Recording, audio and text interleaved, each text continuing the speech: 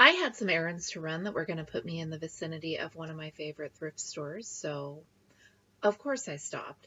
I'm Michelle, this is my romantic tangle, and let's go thrifting. I haven't had great luck at this store for probably the past 2 years, but prior to that I had some great hauls, so I'm reluctant to give it up. The first thing that caught my eye was those Hummel Bells, and I don't know why those draw me. I love little resin houses, and especially this little stone one with the tower. It is just the cutest thing, and I want to know what it's supposed to be. She is the first nude I've seen prominently displayed in a thrift store, and she did have tape censoring her. I'm just surprised I haven't seen one before, I guess. They had lots of nativities. This one had spaces where each of the little resin animals kind of locked into place, and that is just the most crowded manger scene I think that I have ever seen. I don't have a nativity scene. If I was going to get one, I think this one is a little more my speed. These lamps are prominent. I would love to know what decor those are supposed to go with.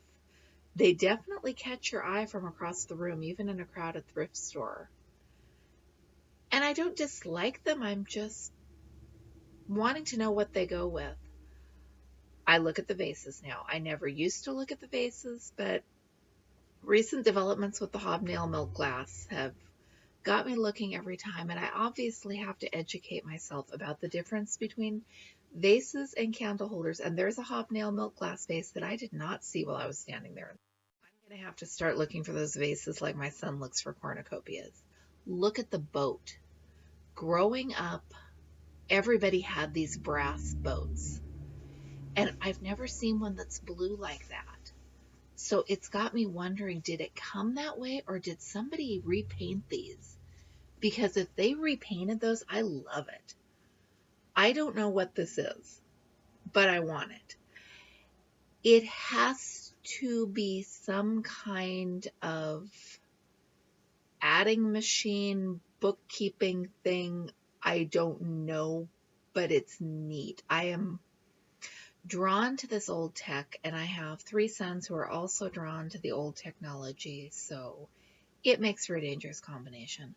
Never read that book, but I had that exact edition growing up, and it is amazing how spotting a book cover out of the corner of your eye can spark memories. Does it work that way for you, or is that just me?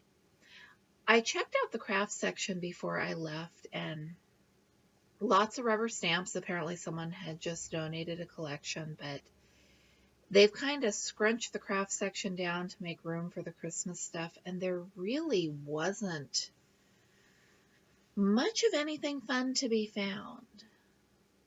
This is the store where I found a huge haul of newer cross-stitch kits and a huge haul of vintage crewel kits a few years back, and I think I am just going to have to face the facts that they are not getting that stuff in anymore. And on the rare occasions when they do, the prices are sky high. So I hate to give up on a store that I've always loved, but maybe there's a point where you have to see that it's not worth the detour anymore. This is a Goodwill that I drive past it all the time, but I rarely make time to stop, and there's no particular reason for that. Their shelves since the lockdown ended have just been barren.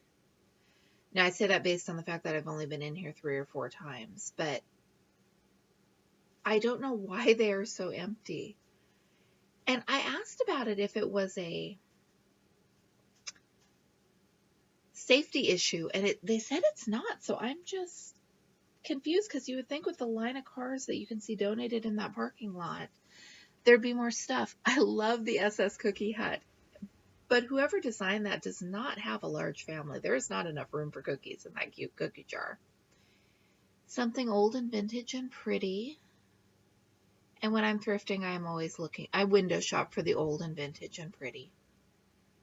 That's my hobby, but if you watch my videos, you know that.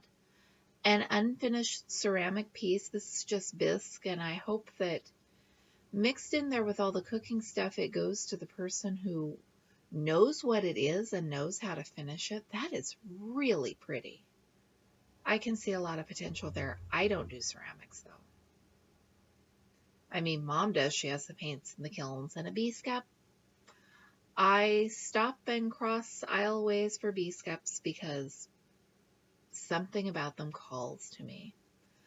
I don't know about this lamp.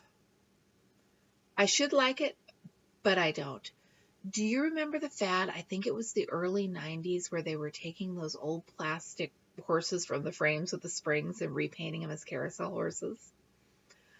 I wanted one, and then I went to wanting a riding horse with the springs for my kids. The one time I found one, there was no possible way to wedge it into the minivan with all the kids in car seats. Look at this spiky double knit polyester throw rug. I have never seen anything like it. It is just something else, isn't it? And it was made by Bert in 2015, so I would have thought based on the polyester and the colors that that was older than it actually is. Never seen one of these in the thrift store before. I had to pick it up and I had to look at it, and I know Mill Hill kits are awesome. I just don't like stitching them. It had been opened, and if I had been considering it, I would have looked more closely. You can see there are beads hiding in there, but I'm wondering if someone might have started stitching it and then slipped it all back together. I had no plan of buying it, so I didn't open it up to look.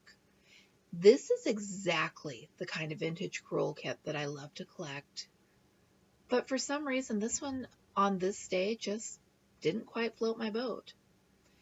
They had yarn.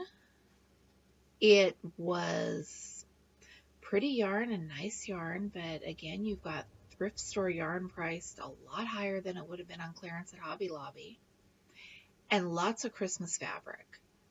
If you were looking for Christmas fabric for a project, this stuff would have been a deal. Those were heavy packages, and I think, just guessing, because with thrift store fabric, it is always a guessing game, but it looked like there were some big pieces in there.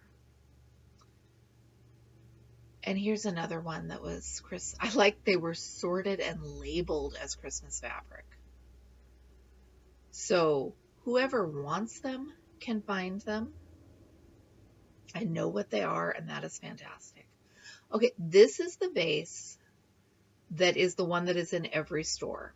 And that's the vase that I was tempted to buy when I saw its twin a while back.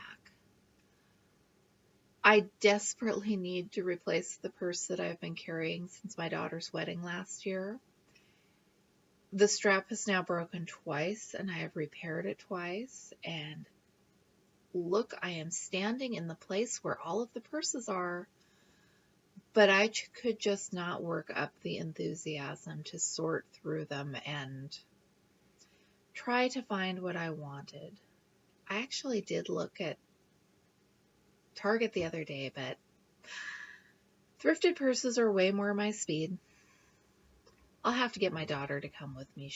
It would be more fun to purse shop with someone else than to do it at some point in the future where we can go to all the stores and look at all the options and be totally ridiculous about it. I'm Michelle. This is my romantic tangle. Thanks for going thrifting with me.